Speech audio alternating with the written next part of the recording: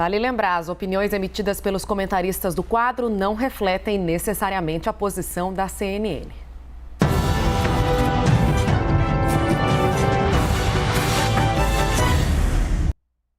E agora vamos com os mesmos assuntos com o nosso comentarista Ricardo Baronovski.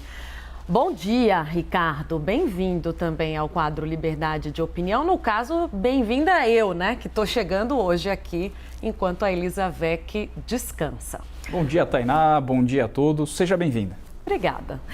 Bom, vamos começar também pelo assunto da Assembleia realizada na quinta-feira com auditores fiscais da Receita Federal e que aprovaram a greve com 97% de apoio. Desde quarta-feira, temos noticiado aqui na CNN que centenas de funcionários estão entregando os cargos, eles que estão insatisfeitos com a aprovação do orçamento de 2022 e que não inclui o bônus para a categoria, mas previu o reajuste dos policiais federais. O presidente Jair Bolsonaro interrompeu férias no litoral de São Paulo para se inteirar com a equipe econômica e discutir saídas para esse impasse.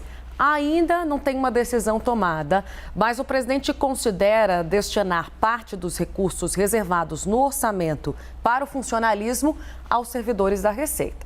E, Ricardo, eu te pergunto, Bolsonaro tem uma crise pela frente a resolver e há um risco de apagão do serviço público para você? A situação ela é bastante abrangente e não envolve apenas os auditores e analistas da Receita Federal. Não se pode tratar o serviço público como se trata a iniciativa privada, porque a iniciativa privada busca o lucro, uma empresa busca sempre o lucro e o serviço público busca o interesse público primário, ou seja, o bem-estar social. Que lucro busca um policial militar, um policial federal, um policial rodoviário federal? Não, eles prestam um serviço para beneficiar a população, não há lucro. Então não há paralelo, algo é carreira típica de Estado, algo é busca de lucro na iniciativa privada, são duas coisas totalmente diferentes. Se são diferentes, eu não posso conceder aumentos, e bem na verdade, a melhor palavra não é aumento, é reajuste. Aumento é quando supera a inflação. Aqui, na verdade, sequer se alcança o índice de inflação, tendo em vista que muitos salários estão congelados dos servidores há mais de 5 anos. Não é aumento, é reajuste. Agora, que fique claro, não é possível balizar por baixo. Ora, então, se a Polícia Federal ganhou aumento, então não vai dar aumento para ninguém, não é isso. Deve-se nivelar por cima. A Polícia Federal hoje ela atua nos crimes de colarinho branco. São os crimes mais difíceis de combate, muito mais que os crimes violentos. A prova é mais difícil, a investigação é mais difícil, tem muito mais retaliação. Às vezes, uma operação que dura anos é destruída nos tribunais. É muito frustrante hoje alguns setores da Polícia Federal quando fazem um bom trabalho e veem seu trabalho perdido por culpa de depois nulidades futuras.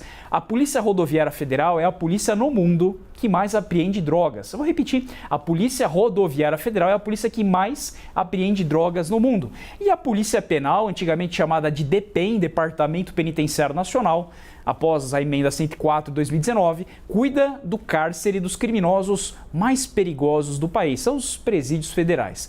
Eu não posso dizer que não é merecido este aumento, mas também há outras categorias também no âmbito federal que merecem essa concessão. Servidores do INSS, pesquisadores. Hoje é muito difícil conseguir uma bolsa para pesquisa, né? Lembrando que sem pesquisa e tecnologia o país não progride. Outros setores muito importantes, professores de universidades federais, são cargos federais. Mas o serviço federal ocupa 5%, mais ou menos isso, de todo o quadro público. Mais de 80% dos servidores são municipais. Incluo aqui também policiais militares. Hoje, um soldado de segunda classe, cito porque é o estado que eu vivo, em São Paulo, ganha menos de R$3 mil líquidos. Então, muitos ainda não entenderam que tem atrás do serviço público. Por quê? Quero as melhores escolas, mas não estou disposto a pagar bons salários aos meus professores, como a Coreia do Sul faz. O melhor salário do país são dos professores. Quero ter boa segurança, mas não estou disposto a remunerar bem os policiais militares, investigadores, escrivães e que mais, delegados. Aqui em São Paulo, é o salário mais baixo da federação, o estado mais rico com o salário de delegado de polícia mais baixo do país. Então a situação é crítica, não só deve-se conceder aumento para os PFs, PRFs, policiais penais, mas também para outras categorias. Não dá para demonizar o serviço público, porque ele não guarda paralelo com a iniciativa privada. Concursos que não abrem desde 2014, salários congelados há mais de 5 anos, e em vez de colocar uma granada no bolso do servidor, colocaram uma dinamite inteira. Ricardo Baronovski, ontem você deve ter acompanhado que a gente noticiou aqui na CNN, então logo veio a declaração do governador da Bahia, Rui Costa, decidindo cancelar o carnaval em Salvador no próximo ano, no estado, né? Rui Costa disse que ficou impossível pensar numa festa nesses moldes e alegou que, além das mortes provocadas pela Covid-19, agora o estado também passa a ter óbitos registrados pela influenza, o que aumenta o alerta das autoridades. O avanço da variante e o crescimento nos casos de influenza também resultaram no cancelamento de 24 blocos de rua que participariam do carnaval aqui em São Paulo no próximo ano. É prudente, na sua opinião, Ricardo, o anúncio do cancelamento já das festas de carnaval ou ainda é cedo? É preciso acompanhar os números dia a dia? Prudente e precavido são dois princípios que regem ao tema saúde pública, precaução e prudência.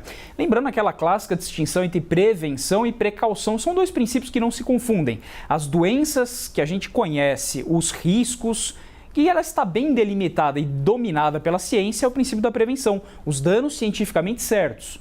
Isto é prevenção. Aquelas doenças cujos efeitos ainda são incertos e indeterminados e que a própria medicina tem dificuldade em cercá-la, nós utilizamos o princípio da precaução. Eu sei que o momento é satisfatório, né?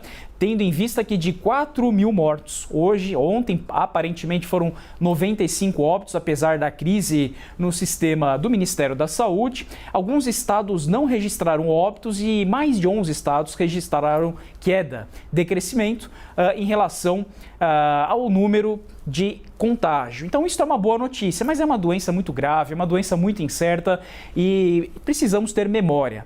O que aconteceu em outubro do ano da eleição municipal? Os números também estavam favoráveis e recebemos a notícia: podem ir votar, está tranquilo, a pandemia está sob controle. Eis que surge, após de novembro do ano eleitoral, recebendo o repique em 2021, a pior onda que nós tivemos, a terceira onda. Então o país não merece uma quarta onda e a gente também tem que ter outra memória aqui. 1 a cada 3 empresas fecharam definitivamente as portas. 6 a cada 10 empresas estão endividadas, com dívidas que não conseguem hoje superar o seu lucro, quer dizer, é uma atividade natimorta, já não prospera mais. Muitos trabalhadores, e pode ser o caso aí de quem nos assiste, tiveram contratos trabalhistas suspensos ou perderam seus postos de trabalho. Não merecemos uma quarta onda. Ainda que o carnaval gere milhares de empregos diretos e indiretos e tenha proteção na ordem social da nossa Constituição Federal, a atividade econômica também o tem. Quem pagará a conta de uma quarta onda é o comércio e são os trabalhadores. Toda precaução é necessária quando se envolve saúde pública, principalmente numa peste tão grave quanto esta da Covid-19.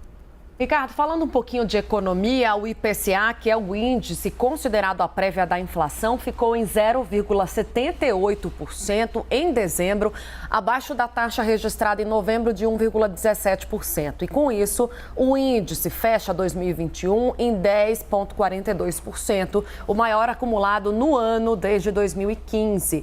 O maior impacto e a maior variação vieram dos transportes, que encerraram o ano com alta acumulada de 21,35%. O resultado do grupo foi influenciado principalmente pela alta nos preços dos combustíveis. E o presidente Bolsonaro diz que a alta da inflação é resultado das medidas de restrição impostas na pandemia aqui e também no exterior. A inflação, Ricardo, em 2 dígitos, é resultado dessas medidas de restrição, como diz o presidente Bolsonaro? E mais, a alta da inflação pode, na sua opinião, atrapalhar a eleição do presidente Bolsonaro? Se sim, de que forma? Não precisa ser economista para se verificar ictu óculos, sem óculos, que os preços estão catastróficos. Via logo cedo a primeira reportagem hoje da CNN que este é o Natal mais caro da história. Bom, basta uma visita ao supermercado que veremos aí a alta contínua e generalizada dos preços. Veja, a inflação não é a alta de um produto só. Colocar a culpa, por exemplo, no combustível. Olha, só a gasolina tem um preço mais alto. Isto é um problema muitas vezes específico em relação a um setor da economia. A inflação é uma alta contínua e generalizada de todos os preços. Seja por onde você vai consumir, nós teremos alta. Gasolina, luz, alimentos, escolas e planos de saúde. É uma alta contínua e generalizada que não tem apenas um motivo. Não dá para simplificar um tema tão complexo quanto esse. Em direito, diríamos que estamos diante de um estado de coisas inconstitucional. Não significa que apenas um fator está fomentando a alta dos preços. Não é só lockdown, também não é só o setor da economia que não está gerindo bem, não é só isso. São vários fatores. É uma situação complexa, é um hard case. Isso revela a economia e os economistas. Isso também ocorreu pós-crises humanitárias anteriores, pós-gripe espanhola, pós-Segunda Guerra Mundial, porque após as crises sanitárias de segurança pública é que surgem as crises econômicas. Então são N fatores, inúmeros fatores que contribuem para a alta da inflação. E pelo que se vê aí na economia, isso é só o princípio de um fator que deve se elevar ainda mais e, obviamente, será um tema muito discutido nas eleições de 2022. Ricardo Baronovski, obrigada pela sua participação aqui no Liberdade de Opinião. Boas festas. Boas festas, Tainá. Feliz Natal a todos.